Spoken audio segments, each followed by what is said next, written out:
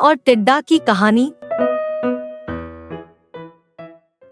एक बार की बात है, गर्मी का मौसम था और एक चींटी कड़ी मेहनत से अपने लिए अनाज जुटा रही थी। दरअसल वह सोच रही थी कि धूप तेज हो जाए, इससे पहले क्यों न अपना काम पूरा कर लिया जाए। चींटी कई दिनों से इस काम में जुटी थी। वह रोजाना खेत से उठाकर दाने अपने बिल में जमा करती थी। वहीं पास में ही एक टिड्डा फुदक रहा था। मस्ती में वह नाच रहा था, गाने गाकर जिंदगी के मजे ले रहा था। पसीने से तरबतर चींटी अनाज ढोते ढोते थक चुकी थी। पीठ पर अनाज लेकर बिल की तरफ जा रही थी, तभी टिड्डा फुदक कर उसके सामने आ गया।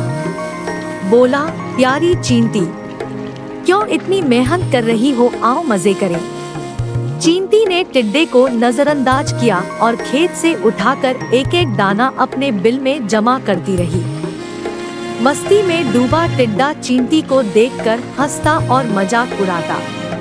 उछलकर उसके रास्ते में आकर कहता, प्यारी चींटी, आओ मेरा गाना सुनो। कितना बढ़िया मौसम है, ठंडी हवा चल रही, सुनहरी धूप है, क्यों मेहनत करके इस खूबसूरत दिन को बर्बाद कर रही हो। टिड्डा की हरकतों से चींटी परेशान हो गई। उसने समझाते हुए कहा, सुनो टिड्डा, ठंड का मौसम कुछ दिन बाद ही आने वाला है, तब खूब बर्फ गिरेगी, कहीं भी अनाज नहीं मिलेगा।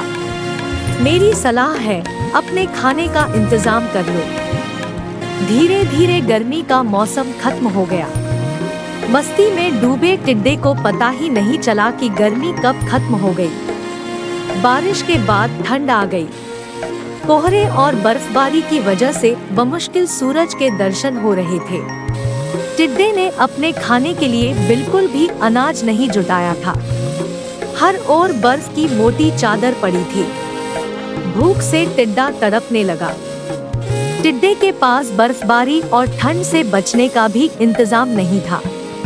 तभी उसकी नजर चींटी पर पड़ी। अपनी बिल में चींटी मजे से जमा किए हुए अनाज खा रही थी। तब टिड्डे को एहसास हुआ कि समय को बर्बाद करने का उसे फल मिल चुका है। भूख और ठंड से तड़पते टिड्डे की फिर चींटी ने मदद की। खाने के लिए उसे कुछ अनाज दिए। चींटी ने ठंड से बचने के लिए खूब घास फूस जुटाए थे। उसी से टिड्डे को भी अपना घर बनाने के लिए कहा। कहानी से सीख, अपने काम को मेहनत और लगन के साथ करना चाहिए। उस वक्त भले ही लोग मजाक उड़ाएं, लेकिन बाद में वे ही तारीफ करेंगे।